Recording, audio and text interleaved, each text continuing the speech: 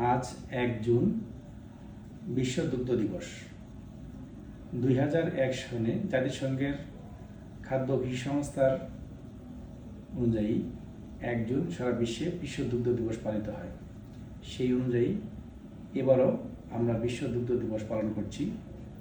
এবছর বিশ্ব দুগ্ধ দিবসের প্রতিপাদ্য বিষয় হচ্ছে vital rules in delivery nutrients and health. এই প্রতিপাদ্য বিষয়কে সামনে রেখে ওয়ার্ল্ড মিল্ক ডে সেলিব্রেট হচ্ছে এবং আমরা ডেইরি সায়েন্স ডিপার্টমেন্ট এই উদযাপন করছি। উদযাপনের যে বিষয়গুলো আছে, প্রথমে আমরা স্কুলের শিশুদেরকে দুধ পান করাবো। যেহেতু দুধ একটি আদর্শ খাবার, শিশুদের বিকাশ এবং বৃদ্ধির জন্য দুধটা অতি অত্যাবশ্যকীয়। এই জন্য আমরা স্কুলের বাচ্চাদেরকে প্রথমে আমরা সকালে দুধ পান করাই। এরপরে আমাদের মানুষের জনসচেতনতার জন্য আমাদের বিশ্ববিদ্যালয়ের ছাত্রছাত্রীদেরকে নিয়ে একটি বর্ণাঢ্য র্যালি আয়োজন করি এবং করছি। এবং সেই র্যালির সাথে সাথে আমাদের সবাইকে জানান দেওয়া যে বিশ্ব দুগ্ধ দিবস একটা দিবস যে পালিত হয় মানুষকে দুধ পানে উৎসাহিত করার জন্য।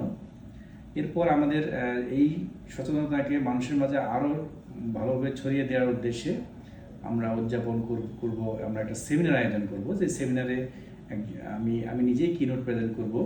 দুধের গুণাগুণ,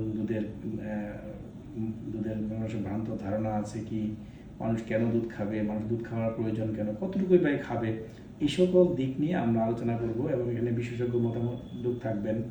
আমাদের যারা বিশেষজ্ঞ আছে, বিভিন্ন কোম্পানি আছে, যে কোম্পানিগুলি সাধারণত দুধ বিষয়ে প্রসেস করে এবং বিভিন্ন মানুষের মাঝে এই দুধ পৌঁছে দেয় এবং প্রোডাকশন করে, প্রত্যেকেই সংগঠনগুলি আছে।